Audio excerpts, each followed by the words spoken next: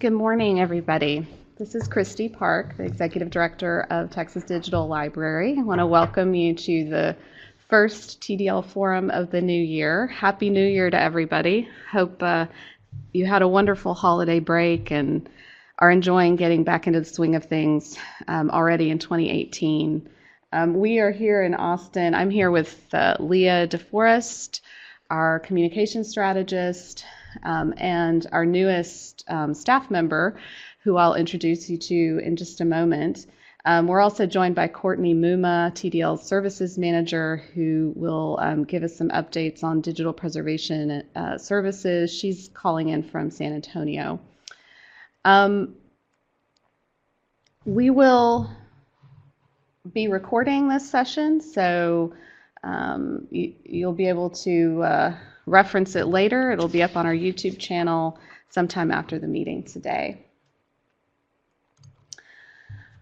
I'll start out today with a few updates, and then Courtney will give us updates on the Texas Data Repository and digital preservation, and Leah will wrap things up with some upcoming events that I'm pretty excited about and excited for you to know about as well.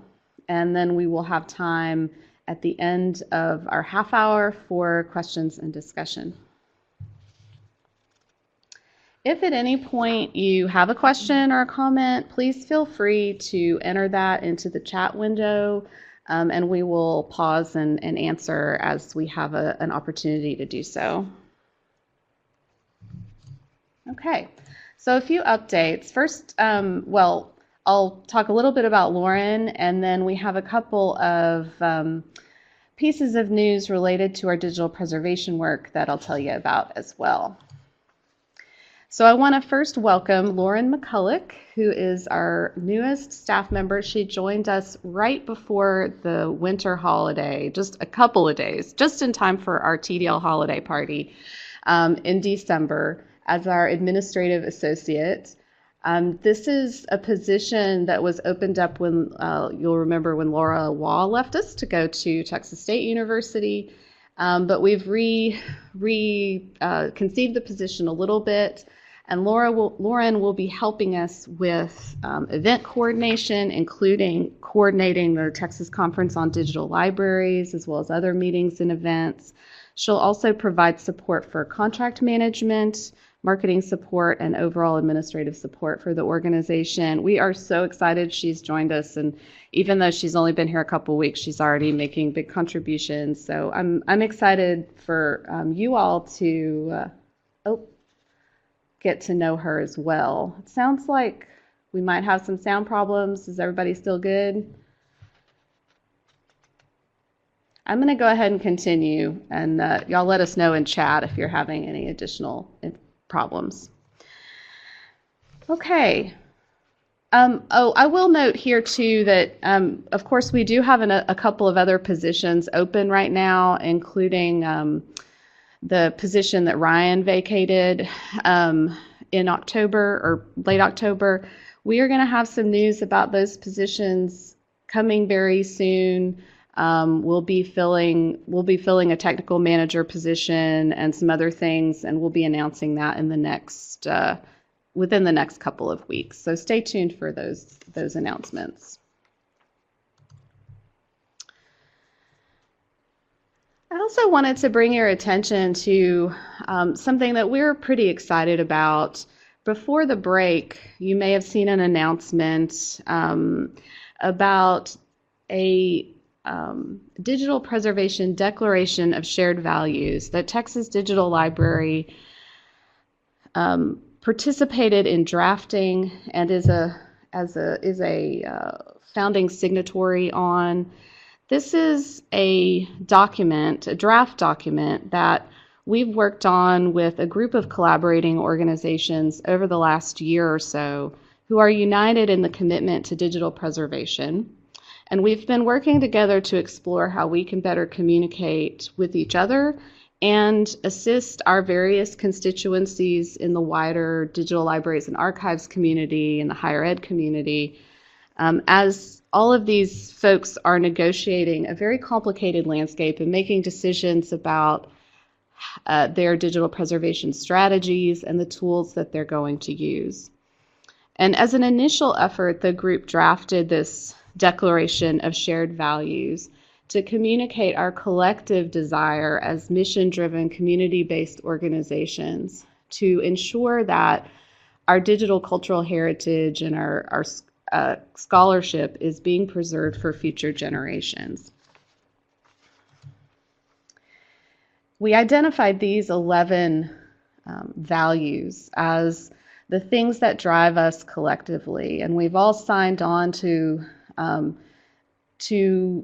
promoting and abiding by these values of collaboration, affordability, availability of services, inclusiveness, diversity, both in technology and in other ways as well, portability and interoperability, transparency in our decision making, in our business models, accountability, stewardship continuity, advocacy, and empowerment. The Declaration of Shared Values has more in it than that list of values, and it is available and open for community comment through March 1st. And I invite all of you to find it. You can find it from this link on our website. It's in a Google Doc. And there's already some really interesting and rich conversation in the comments on the document. But the more people who comment, who read it and provide feedback, the better. And we want to make sure that our community is well represented in that discussion. So please feel free and please do, between now and March 1st, go to this document, read through it, and provide your feedback to us and to this larger group of organizations. Just a note about the organizations that have signed on to this document, along with Texas Digital Library. There's AP Trust, Chronopolis, Clocks, and Locks out of Stanford, the Coalition for Networked Information, the Digital Preservation Network, Duraspace, Educopia, and Koppel.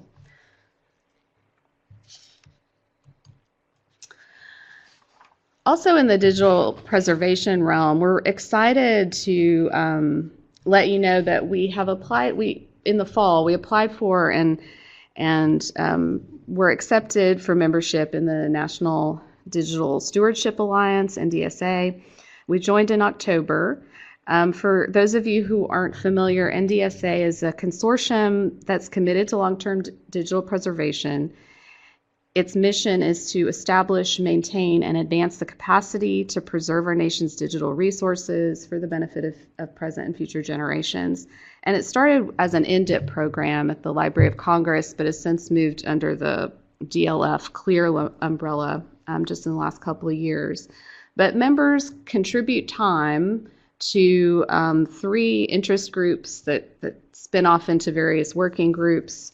Courtney Muma has agreed to serve on one of those interest groups, the Standards and Practices interest group, which promotes effective methods for digital content selection, organization, preservation, and access. So we're excited about her participation and contribution through that interest group in representing the needs and accomplishments of our consortium and our members, and in bringing back the expertise and the connections that she'll develop there back to our community of folks here in Texas. All right, so onward to a few services updates, and Courtney is going to provide the bulk of these updates, but I'm going to start by just making a quick note about Vireo 4. As you know, Vireo version 4 has been in development for the last little bit. We're at a point, or we're soon going to be at a point, to do some user testing with this version. And the Vireo Users Group Steering Committee is coordinating that user testing. It's scheduled to start mid-February, and all of that information and coordination is happening through the Vireo Users Group email list. There's a link there to the list if you're not on it and you want to stay up to date on what's going on there. There will be additional development work following the testing to fix bugs and make sure things are ready for a a release of Vireo 4. So we're not there yet in terms of having it ready to deploy, but just want you to know that that work is ongoing and making progress. And as always, when we talk about Vireo, we want to give a shout out to Texas A&M, who's provided a lot of work on the development end for Vireo 4, but also to Stephanie Larison, Billy Peterson-Lugo, the co-chairs of the Vireo Users Group Steering Committee, and other members of that committee for all the work that they're doing to keep that moving forward. All right, I'm going to turn it over to Courtney now to give us some updates on digital preservation. Hi, folks. Just a few updates on our digital preservation services. First, I want to announce that Angelo State University has decided to partner with Deepen through TDL's digital preservation storage services, and we'll be starting with them very soon to get their first ingests done. Similarly, Stephen F. Austin has decided to be our first member to start using our new Chronopolis node for their preservation service. So that's very exciting, in particular exciting because we're really hoping to see more of our membership choose these options that are based in the cultural heritage community for their digital preservation storage needs. It makes those communities stronger in general, and it also makes TDL stronger. I also want to announce that our Chronopolis node, which we just initiated, of course, this summer, as many of you are aware, completed its first replication back in December. That means we're replicating Chronopolis content from all of their member institutions, and we will continue to do so even after we become a production ingest node with SFA. I also want to remind everybody here to please get your application in. This is not registration, this is just your application for the Digital Preservation Management Workshop that's going to be hosted here in San Antonio at Trinity University from July 22nd through the 27th this summer. And this is, of course, from MIT Libraries and hosted by Dr. Nancy McGovern from MIT. This will be, I think she's presented this workshop nearly 50 times now, so it's real good, and I highly recommend it. I've taught this myself 6 times, and we'll be co-teaching this one as well with Nancy and also with Kari Smith from MIT. So please do get your applications in. We actually changed the deadline to February 1st. So if you just go to tdl.org, you'll see there the link to the application. And let us know if you have any problems with that or issues or any questions. You can email to me and I'll be happy to answer them about the workshop itself. We've kept it really inexpensive for TDL members, and we're really trying to not broadly announce it too much until all of our TDL members get a chance to apply. So hopefully we see a lot of you there. And then this slide here is about our Texas Data Repository. And I just wanted to show off a little bit the work that Leah DeForest has done for us. She's made some really cool new flyers for our Texas Data Repository that we are making available online that you can download, and all of the printing instructions are also available online, and you can print them yourself at your institution if you're a TDR member. So hopefully you'll be seeing these all over Texas and at national conferences as well. That's it for me.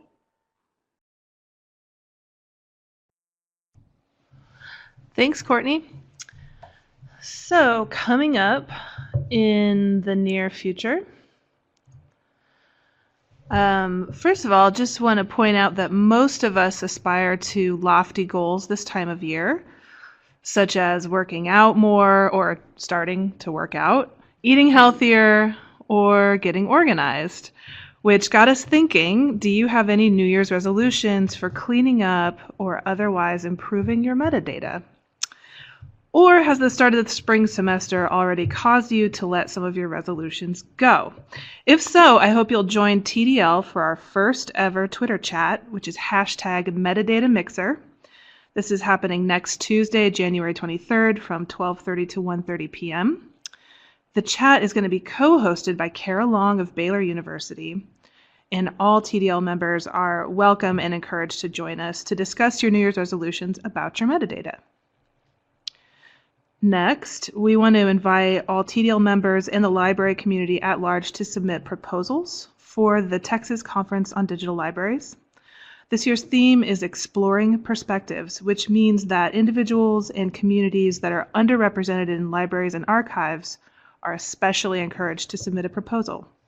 And just a reminder that your proposals need to be submitted by Monday, January 29th. And many thanks to our planning committee for all that they do. Finally, we want to encourage you to take a moment to reward a colleague who inspires you and nominate them for a TDL award. The nomination process only takes a couple of minutes, and all TDL members are encouraged to participate.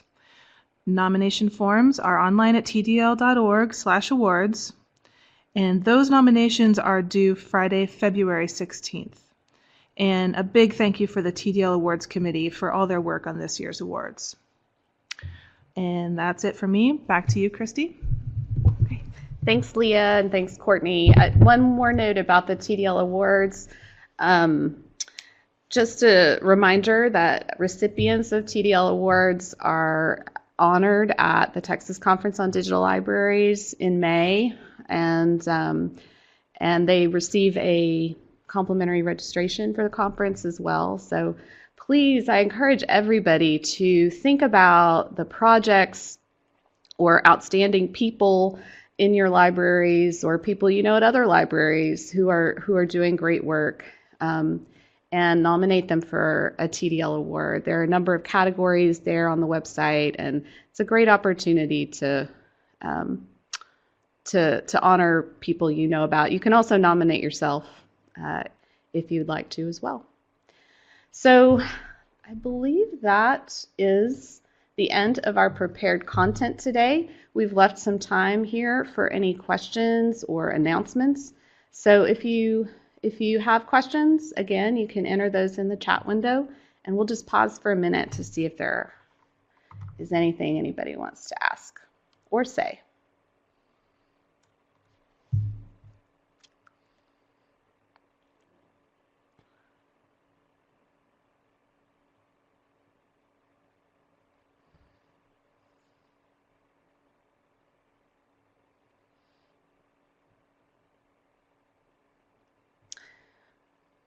While you're gathering your thoughts, I'll remind you that registration is also open for TCDL, which is May 15th through 17th here in Austin.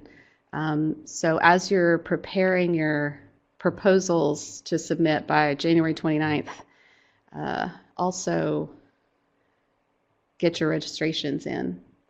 So Laura asks if there are any plans to migrate open journal systems to version 3 this year or later. That's a great question, Laura, and we could talk about this more at next month's forum, maybe too. But right now we are in the process of evaluating version 3 of OJS. We're piloting one journal in the new version to kind of get a sense of what it's like and how it's different from version 2, which is what our journals are currently hosted in. And once we get through that pilot project, which will go through between now and the summer probably, we'll have a better sense later this spring about when we'll be able to do upgrades to our hosted journals. Our hope is that we will get that done in 2018, but I don't want to promise that quite yet until we have a better sense of what it's going to take. Part of the issue with upgrading those is that version 3 is quite different. In its interface is quite different from version 2, so it's going to require some retraining to make sure our users are comfortable with the change. But so far it's looking good. There are some things that didn't get brought over from version 2, and so we're kind of trying to assess whether that's going to be a big deal for folks. And Ray asked if it's possible to provide a brief update on the data repository liaisons and committee and their work with the repository and its progress. Courtney, I wonder if you would be willing to give us an update on the TDR steering committee. Absolutely. Hi, Ray. So the Texas Data Repository Steering Committee, for those of you who aren't aware, is made up of the liaisons from each of the libraries who have opted in to the TDR so far. And we have a chair who's Jessica Tree Logan this year from UT Austin. She's been doing an excellent job of leading our monthly meetings of the steering committee. We've successfully formed working groups, an assessment working group and an outreach and training working group. The assessment group has surveyed the liaisons to find their highest priorities for assessment of the repository. And so that's helping us to prioritize the work that we'll be doing in the coming months with the TDR in terms of assessment and reporting. Our outreach group has been working on moving and upgrading the documentation for the system. That's an ongoing process and should be finished within the next month. And our outreach group has also helped to edit some scripts for 4 very brief videos that I'll be making with at Texas A&M this week, actually. This Friday, I'll be going out to Texas A&M and using their excellent suite and working with Anna Dabrowski there, who's the liaison for Texas A&M University, to make those 4 videos, which will be released immediately as soon as we can edit them up.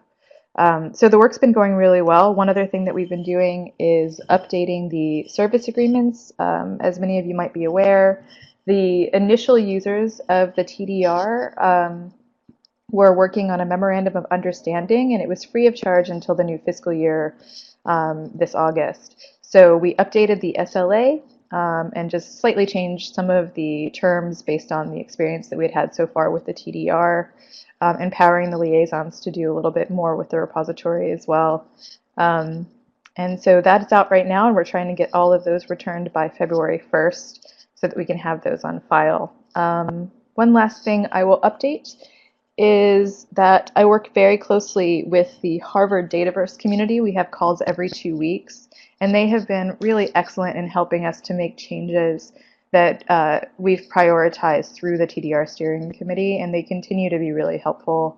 Right now, in fact, they're helping us work on an issue with Texas A&M, linking to content that one of their researchers has locally in the TDR, but also in the Harvard Dataverse. So hopefully, Ray, that's what you were looking for. And I'm happy to provide these kind of updates anytime you have any questions.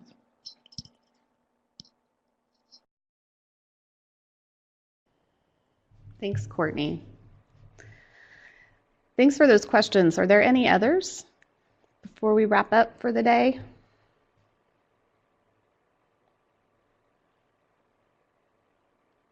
Okay. Well, thank you all for joining us for this first forum of 2018. We're excited about the year to come and grateful for your partnership and excellent work with us. Look forward to working with you all in the year ahead. If you have questions, as always, you can contact us at any time at info@tdl.org, and you all know our help desk email at support@tdl.org if you have issues with any of our services. With that, we'll close it up for the month. We'll see you same time, same place in February. Everybody take care.